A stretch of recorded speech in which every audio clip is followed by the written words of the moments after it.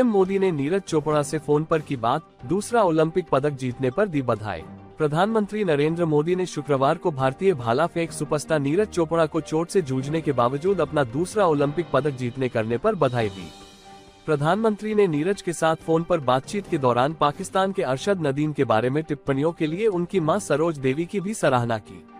सरोज ने Olympic record के साथ स्वर्ण पदक जीतने वाले नदीम के लिए खुशी व्यक्त करते हुए उसे अपने बेटे जैसा बताया था। नीरज ने प्रधानमंत्री को बताया कि चोट के कारण वो स्वर्ण पदक हासिल करने से चूक गए। बोइंग ने चीन की जगह भारत में किया बड़ा निवेश, इंजीनियरिंग में बढ़ाया ध्यान। भू राजनीतिक हालात में आए एक बड़े बदलाव के तहत बोइंग ने चीन के बजाय भारत में अपनी इंजीनियरिंग भर्ती को काफी बढ़ा दिया है। अमेरिका की बढ़ती भू राजनीतिक चिंताओं और चीन पर निर्भरता कम करने की कोशिश के मद्देनजर यह कदम उठाया गया है।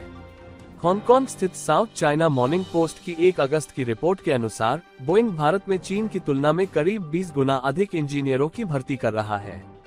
31 जुलाई तक बोइंग की करियर वेबसाइट पर चीन में सिर्फ 5 नौकरियों के अवसर थे, जिनमें से 3 इंजीनियरिंग से संबंधित थे।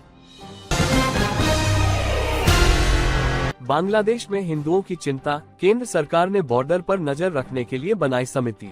केंद्रीय गृह मंत्री अमित शाह ने कहा कि नरेंद्र मोदी नीति सरकार ने पड़ोसी देश में मौजूदा स्थिति के मद्देनजर भारत बांग्लादेश सीमा पर स्थिति की निगरानी के लिए सीमा सुरक्षा बल बीएसएफ के एक शीर्ष अधिकारी की अध्यक्षता में शुक्रवार को एक उच्च स्तरीय समिति गठित की।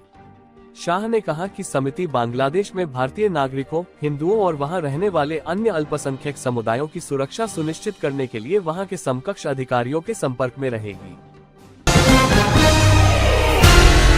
भारतीय हॉकी टीम के खिलाड़ी विवेक सागर को 1 करोड़ रुपए देगी एमपी सरकार, सीएम मोहन ने वीडियो कॉल पर की बात। पेरिस ओलंपिक में कांस्य पदक जीतने वाली भारतीय पुरुष हॉकी टीम के खिलाड़ी विवेक सागर प्रसाद को मध्य प्रदेश सरकार 1 लाख रुपए का इनाम देगी। मुख्यमंत्री मोहन यादव ने विवेक सागर से वीडियो कॉल पर बात कर भारतीय टीम को जीत की बधाई दी है। इसके अलावा जेवलिन थ्रो में रजत पदक जीतकर देश का गौरव बढ़ाने वाले नीरज चोपड़ा से भी बात की और इस उपलब्धि के लिए खिलाड़ियों और देशवासियों को बधाई दी है। इधर कटीले तार, उधर भारत में घुसने को तैयार बांग्लादेश हिंदुओं की भीड़, कैसा है बॉर्डर का हाल। पड़ोसी देश बांग्लादेश में उथल पुथल का दौर जारी है। प्रदर्शनकारी वहां हिंदुओं को भी टारगेट कर रहे हैं। ऐसे में बांग्लादेश में रहने वाले हिंदू भारत बांग्लादेश बॉर्डर पर कूच बिहार जिले के कटीले तारों के दूसरी तरफ एकत्र हो गए हैं। हालात को देखते हुए इलाके में बीएसएफ की 157 बटालियन के जवानों को तैनात किया गया है। पेरिस में गोल्ड मेडल जीतने के बाद पाकिस्तानी अरशद नदीम का किया डोप टेस्ट। पेरिस ओलंपिक 2024 में पाकिस्तान के अरशद नदीम ने जेवलिन थ्रो में स्वर्ण पदक जीतकर इतिहास रचा। उन्होंने 92.97 मीटर की थ्रो के साथ ओलंपिक रिकॉर्ड तोड़ा और भारत के नीरज चोपड़ा को पीछे छोड़ दिया, जिन्होंने रजत पदक जीता।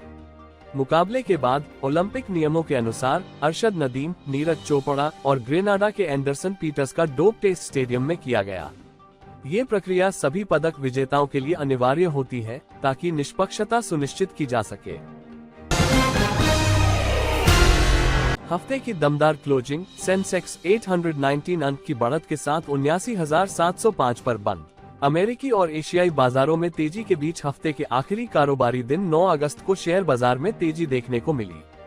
कारोबार के अंत में सेंसेक्स 819 अंक की बढ़त के साथ 79,705 के स्तर पर और निफ्टी 250 अंकों की तेजी के साथ 24,367 के स्तर पर बंद हुआ।